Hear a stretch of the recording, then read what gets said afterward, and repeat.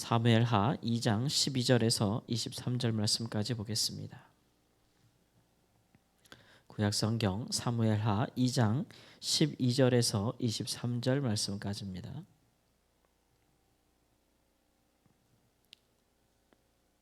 12절 말씀.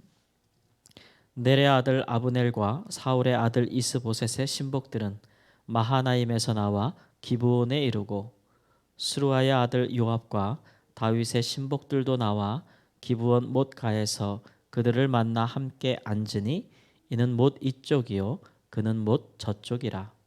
아브넬이 요압에게 이르되 원하건대 청년들에게 일어나서 우리 앞에서 겨루게 하자.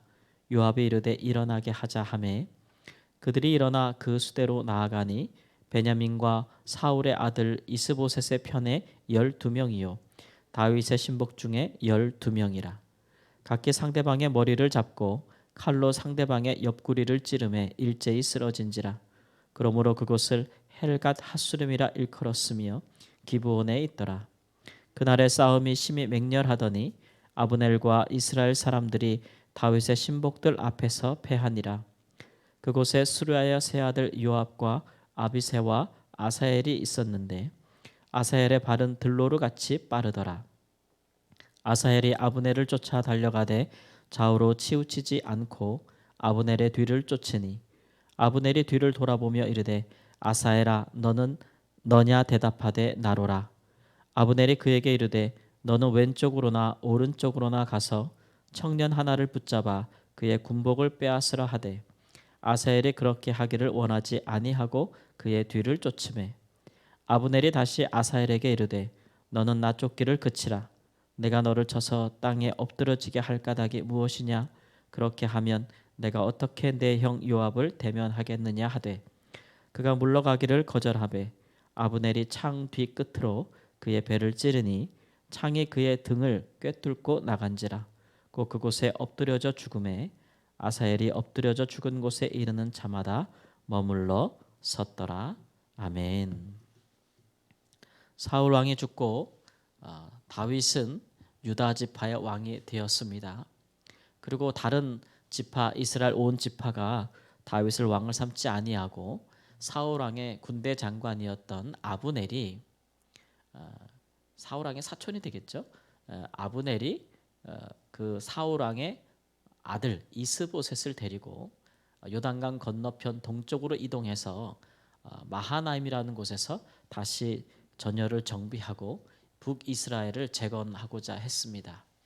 그러니까 다윗의 입장에서는 너무 안타깝지요. 이런 때에 이스라엘 지파가 다윗이 하나님께 기름 부었다는 것을 받았다는 것을 인정하고 이 기회에 다윗을 온 지파의 온 이스라엘의 왕으로 삼았으면 좋았을 것을 그렇지 못하고 이제 결국은 남북으로 갈리게 된 셈이잖아요. 더군다나 전쟁에서 이긴 블레셋은 이스라엘에 더 강력한 영향력을 행사하고 있었는데 이스라엘이 또 남북으로 갈라졌으니 그 세력이 분열된 것이나 마찬가지입니다.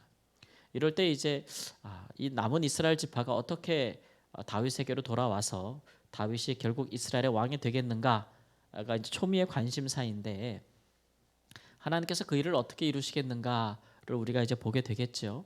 그런데 가만 보면 그 일이 순탄하게 이루어지는 것 같지는 않고 다윗이 유다 지파의 왕으로서 7년 6개월을 더 있었다고 했으니까 사실 7년 6개월 동안에 이스라엘의 마음이 다윗에게로 향하지 아니하였다. 여전히 사울과 그의 남은 사람들이 이스라엘의 대부분의 지역을 통합하고 나라로서 서가고 있었다라는 것을 보여주고 있습니다. 그래서 그 일들이 어떻게 진행되었는가 보니까 이제 다윗의 집과 사울의 집이 계속해서 서로 전쟁하게 되는 거예요. 이런 모습은 좋지 않습니다. 이것은 이제 내부 분열이고 사실상 내전 상태에 들어갔다는 것을 의미하는 것이죠. 온 이스라엘이 전쟁의 아픔과 상처를 딛고 하나가 돼도 모자를 판에 다시 내전에 들어갔다. 이 남북이 서로 싸운다는 것이 한 지파와 다른 10지파가 함께 싸운다는 것이 이것이 얼마나 큰 그 민족의 이스라엘에게 큰 해가 되었겠어요. 그 전쟁에서 다윗이 점점 강하여져 가고 사울이 점점 약해져 간다고 해서 그것이 이스라엘 전체에게 유익이 되겠는가? 왜 하나님께서는 이스라엘을 속히 다윗에게 돌리지 아니하고 헤브론에서 7년 6개월이나 다윗이 유다 지파의 왕으로 머물러 있을 수밖에 없었는가를 우리가 뒤에 살펴보겠습니다. 그것은 이제 다윗에게도 허물이 있는 것인데 어쨌든 이렇게 남북으로 분열된 이후에 그 분위기를 보면은 그 북쪽의 사울의 아들 이스보셋이 왕이 되었기는 했지만 그러나 그가 왕권을 온전히 행사하지는 못했고 군대 장관 아브넬이 권력을 갖고 있었던 것으로 보여지고 그리고 유다 지파의 다윗왕도 보면은 다윗이 왕이 되었지만 많은 권력이 그의 군대 장관 요압에게 향했던 것을 볼 수가 있어요. 왜 그럴까요? 왜냐하면 내전으로 치닫는 상황에서 그 힘은 누가 가질까요? 전쟁에 앞서 나가 싸우는 장군들이 힘을 갖겠죠. 그날의 권력을. 그러니까 양쪽의 왕들이 어떻게 해서든지 이렇게 서로 화합함으로써 나라를 안정되게 이끌어가야 되는 것인데 그런 분위기가 아니고 군대 장관들이 분위기를 주도해서 자꾸 서로 싸우게 되는데 오늘 본문에도 보면은 전쟁 놀이를 한단 말이에요. 서로 대치하고서는 이 젊은이들을 서로 머리를 붙잡고 서로 동시에 찌르게 한다. 이것은 전쟁 놀이잖아요. 자살행위나 다름없는 그 밑에 수하에 있는 군사들의 생명을 가지고 장난을 치는 것이고 군대 장관들이 이로써 피 흘리게 되는 것이고 그것이 발단이 되어서 이제 서로 싸우게 되는 것인데 결과적으로 보면 다윗의 신복들이 이제 요압이 승리를 거뒀다라는 것을 우리가 살펴보겠는데 그러나 이런 식의 전쟁 놀이와 그런 것들은 반드시 또 후환을 남기기 마련이죠. 오늘 말씀에도 보면은 다윗의 군대 장관이었던 요압에게 그렇게 세 아들이 있었는데 그 중에 아사헬이라는 아들이 아브넬 사울의 군대 장관 아브넬을 죽여서 전쟁에 공로를 얻고자 했어요. 그래서 그를 계속 쫓아갑니다. 그러니까 아브넬이 나를 쫓지 말아라. 내가 너를 죽이면 네 아버지 요압을 내가 어떻게 보겠느냐. 나를 따르지 말라 하여도 아사헬이 아브넬을 죽임으로써 공로를 차지하려고 할 때 결국은 아브넬의 창으로 말미암아 그 아사헬이 죽게 되죠. 그래서 이 이후로 요압은 이 북이스라엘의 군대 장관이었던 아브넬과 원수가 됩니다. 원수가 돼요. 이런 개인적인 원수 또 이런 보복 이런 것들이 생기게 되니까 언젠가는 내가 보복하리라. 내 아들의 죽음을 보복하리라. 이런 마음을 가졌기 때문에 나중에 가서 이제 북이스라엘의 왕이 이제 이스보셋이 그 세력을 잃어가고 아브넬이 더 힘을 얻었을 때 그가 북이스라엘 전체를 다윗에게 돌리고자 했어요. 그래서 다윗을 찾아왔을 때에 이스라엘의 통합이 이루어질 뻔했는데 그 찾아온 아브넬을 누가 죽이냐? 그러면 이 요압이 죽이는 것이죠. 자기 아들 중에 한 명을 죽였다는 이유로 해서 또 이스라엘의 통합은 그래서 또 멀어지게 되는 것입니다. 이처럼 전쟁놀이 안에서 서로 내전하고 분열하고 다투는 것으로는 의를 이룰 수 없다는 것을 오늘 성경에서 보여주고 있습니다.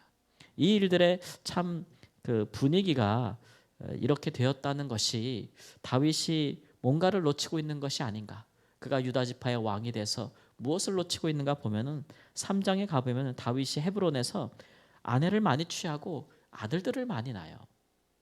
이런 장면들을 볼 수가 있는데 사실 지금 어찌 다윗이 헤브론에서 7년 6개월을 다스리면서 아내를 더 취하고 결혼을 계속하고 아내를 많이 두는 일을 벌일 때가 아니잖아요.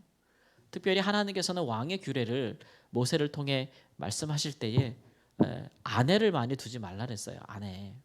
아내를 많이 두지 말라. 그것은 왕으로 하여금 이제 쾌락에 빠질 수 있게 하기 때문에 전쟁을 일삼지 말고 두 번째는 아내를 많이 두지 말라 이렇게 말씀하셨는데 이 다윗이 아직 이스라엘의 왕이 된 것도 아니잖아요, 그죠? 유다 지파의 왕이 된 것은 그가 온 이스라엘의 왕이 되기 전에 이제 큰 걸음을 뗀 것이죠.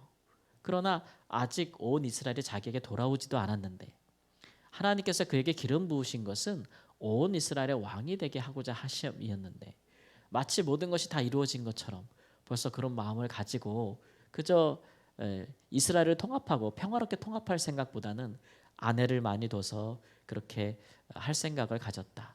이것은 뭐 정치적으로 유다 지파의 세력을 규합하려고 하는 목적도 있었겠지만 그러나 하나님께서 기뻐하는 모습은 아니었다라는 생각을 들 수가 있고 왕이 이런 곳에 치우쳐 있으니 이제 이스라엘 전체 분위기가 서로 싸우고 내전하고 전쟁하는 분위기로 갔다. 이것은 온 이스라엘을 피폐하고 황폐하게 만드는 것이고 피를 흘리는 것은 서로가 반목하게 만들고 그리고 평화의 시대에 다시 피를 흘리게 하는 그런 원수되는 지는 것, 서로 보복하는 것 그런 결과들을 낳기 마련이다라는 것을 볼 수가 있습니다. 오늘날도 마찬가지죠. 서로 다투는 것은 하나님의 의를 이루지 못하고 분을 내는 것은 하나님의 역사를 이루지 못합니다.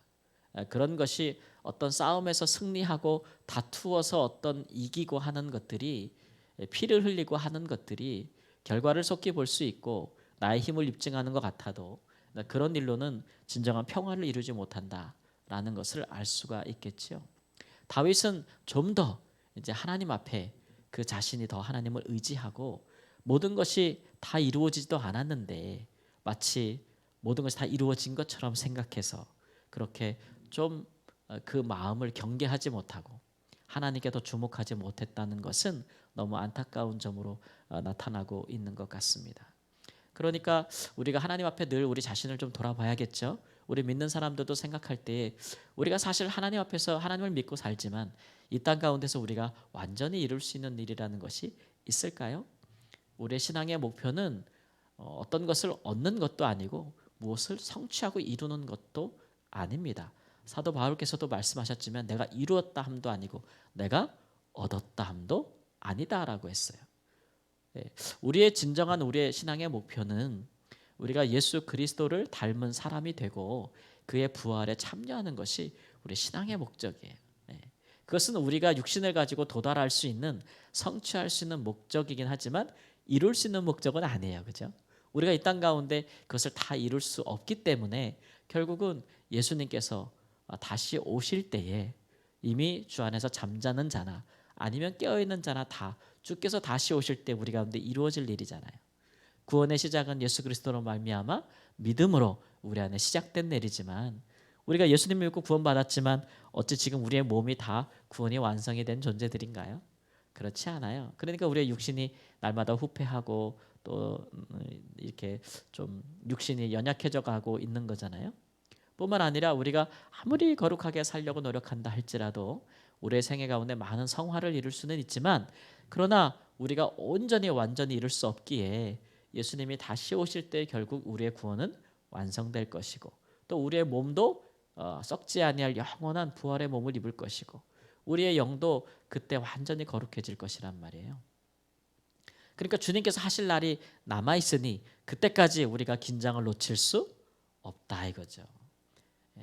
그래서 사도 바울은 이제 고린도 교회에다 그런 경고를 많이 하시는데 아직 너희의 구원이 다 이루어지지도 않았는데 하나님 나라가 이 땅 가운데 다 이루어지지도 않았는데 너희는 마치 모든 것이 벌써부터 다 된 것처럼 그렇게 주 안에서 배부르고 부요하며 평안하며 부족한 것이 없다라는 마음으로 세상에서 사느냐 세상의 즐거움과 쾌락에 빠져 사느냐 사도된 우리는 아직도 하나님 나라가 이 땅 가운데 이루어지지 아니하여서 오늘날 우리가 복음을 전하기 위해서 지금까지 정처 없이 다니고 매맞고 또 여러 가지 위험을 감수하고라도 복음을 전하는 자로 고난을 자처하고 사는데 너희들은 왕같이 사느냐?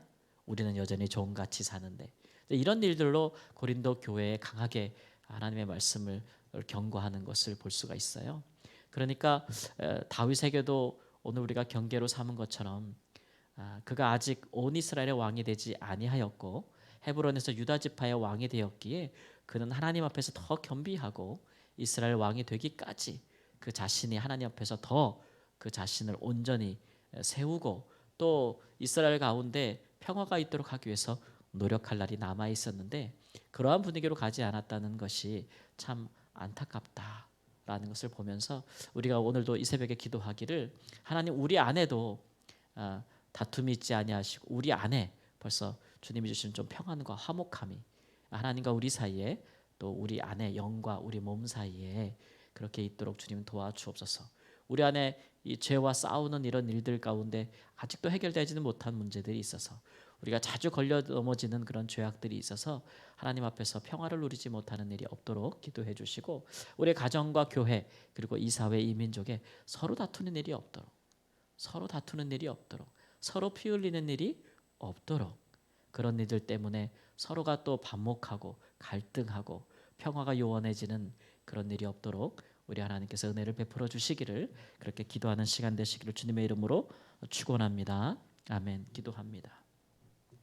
주님 주께서 우리에게 힘을 주시고 또 하나님께서 우리에게 자리를 주시고 또 우리에게 지위를 주시고 우리에게 권세를 주심은 우리로 하여금 우리에게 주어 주신 그 안에서 모든 것이 서로 화평하고 화목하게 하시려고 하심입니다.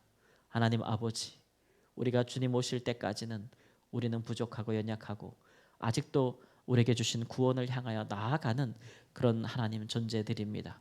교만한 마음을 먹지 말 것이며 무엇을 얻었다고 생각하지도 말고 다 이루었다고도 생각하지 아니하는 그런 겸손함이 있는 하나님의 사람들이 되게 하여 주시옵소서.